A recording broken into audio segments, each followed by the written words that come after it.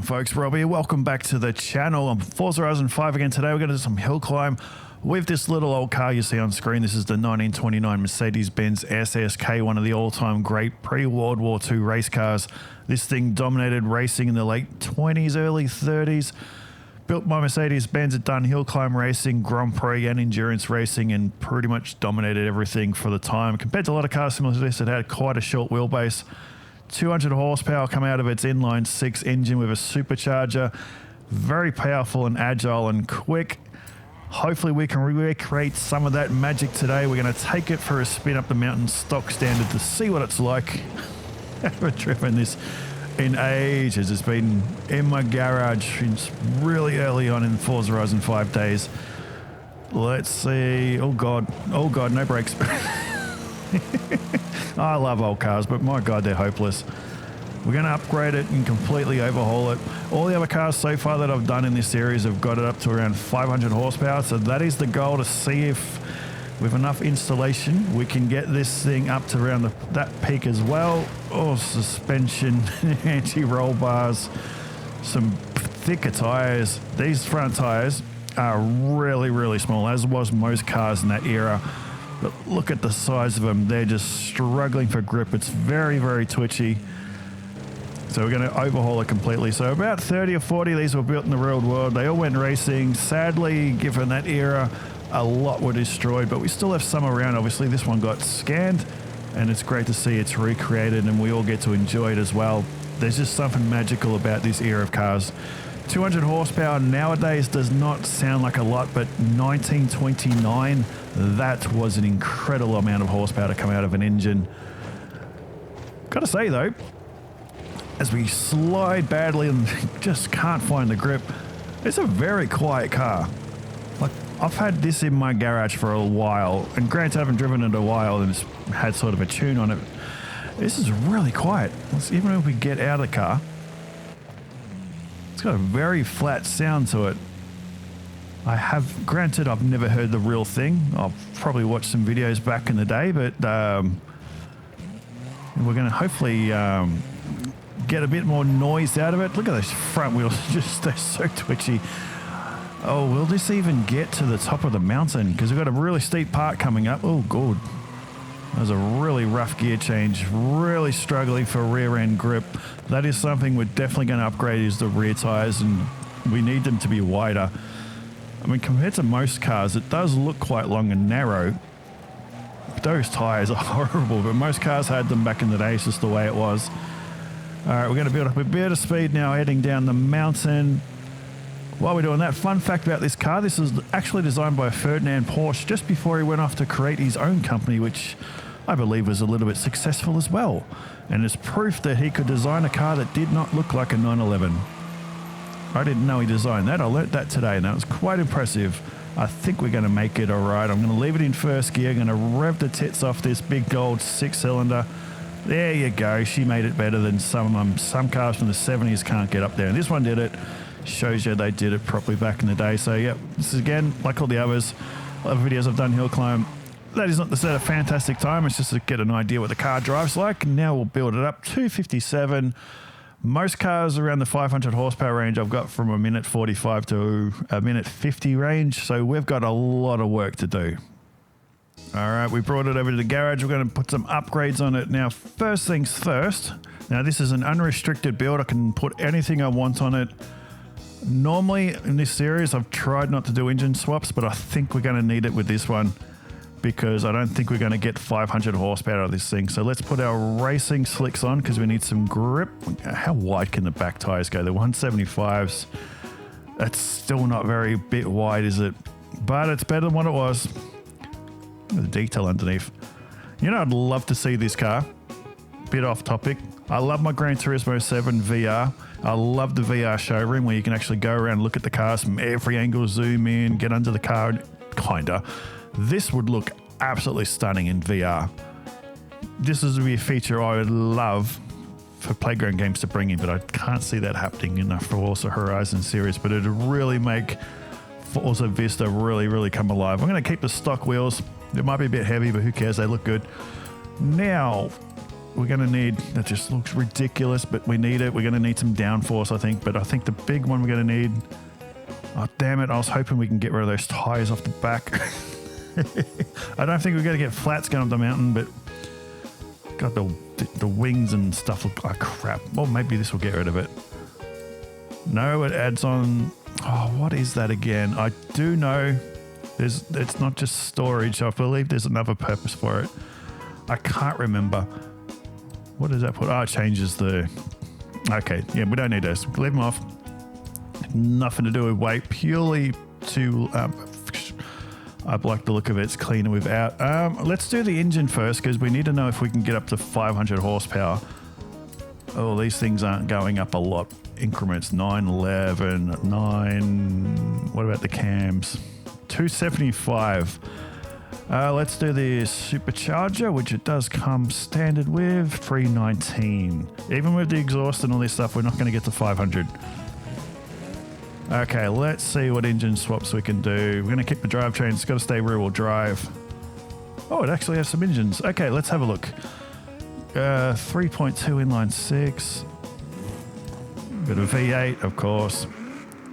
Too much power. We've got to keep it around 500 again. Where all these engines are magically fitting inside there, I don't know, but... Oh, 800. Fuck, you imagine what this thing's like to drive with 800. Oh, we got a vintage V12. It doesn't sound like a vintage V12. But it's under 500 horsepower, so let's chuck that on. 50 grand, why not? Like money matters in this game after a while.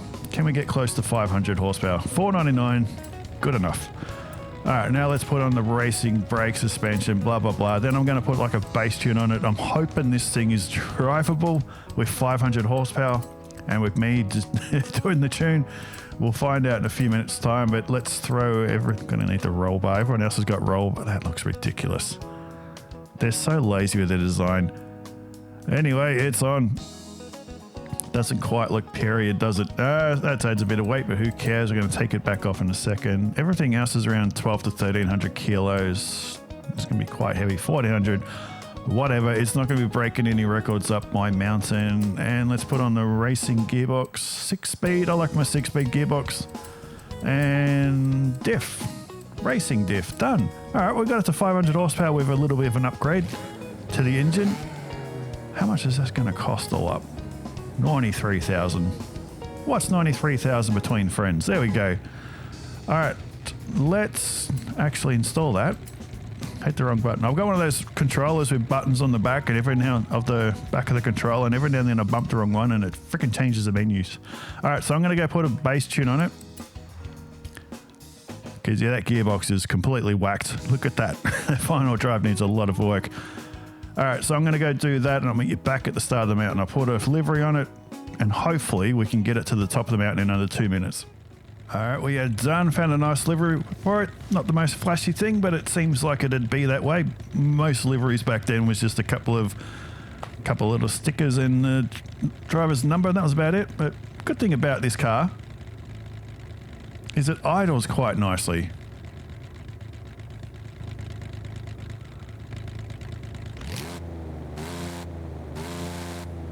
How about we turn the soft limiter off? Doesn't quite sound like a vintage V12 would. But the actual idle doesn't sound too bad. All right, let's get into it.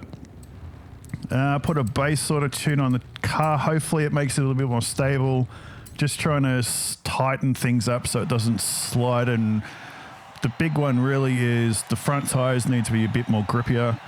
We've changed that with some racing wheels on it. So hopefully now some racing brakes, some mildly tuned suspension. Hopefully it's a bit more drivable, or this could be completely shit. We'll find out in a few seconds into the first corner of it. All right, rear-wheel drive still. That is a much quicker launch. That is a very noisy car. On the brake, oh, that's a very... Oh, shit. That front end really turns in quickly. The back end, you've got to be very careful. Jesus Christ. That has completely changed the characteristics of the car. It is very sensitive, the front end, which is handy for changing, tight corners to get around quickly, but it kind of turns quicker than the back end can keep up with. All right, it's handling the bumpy sections quite well. There's a little bit of, I went in a little bit too fast in there. This has completely changed the way this car feels. I don't like the sound. This engine sounds like crap.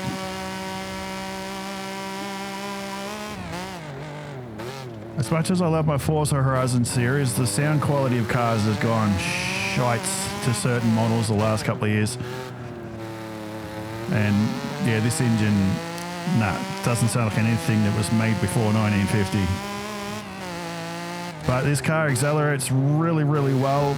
We'll see if it actually did that little chicane there quite well. Ease on the power a little bit through there. It grips really, really well out of some of these corners. I'm glad I widened the track in some areas. We still clipped the fence, but oh, there we go. Down here, we should be hitting, what did I get the gearbox to? We should be getting around 200 maybe. Look at those really quick gear changes. I got about to wait at 180. All right, we're easily going to get to the top of the mountain here. I don't know. Oh, there goes 145. Oh, there's a bit of, got the back end out a little bit there. Wrong gear. We're going to get should be under 150 as long as I don't completely stuff up this chicane, which I did pretty good. And across the line, I'm pretty sure that was just under 2 minutes. Yes, that's not too bad. We took off just over 1 minute just putting on those parts. So I'm going to run it again off screen and I'll meet you back at the end because I'm usually a little bit quicker when I'm not talking crap.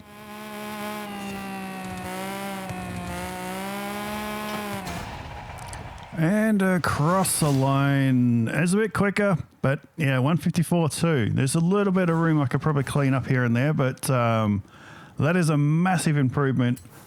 I don't think with my driving ability, I'll get that under 150, but maybe you can. So what I'm going to do is in the comments below is going to be the share code for that hill climb and the share code for the tune as well. If you do have the car, go for it, download the tune, run it, let me know what time you can get. If you do beat my time 154, lie and say you didn't. Out of curiosity, let's see what else. This is one thing I'd love Forza Horizon 6 to do is have local leaderboards for events we make. And that'd be really, really cool. People in your friends list, car club, whatever. That would be nice if we were able to do that. But I doubt it. So yeah, that is it. That was a really cool car. So much better with some upgrades. I'm going to take off the roll bar because that looks absolutely stupid, but that is just such a classic car. I think I did a little bit of justice there. It didn't shame itself. We shaved a bit of time off. Anyway, I'm Rob.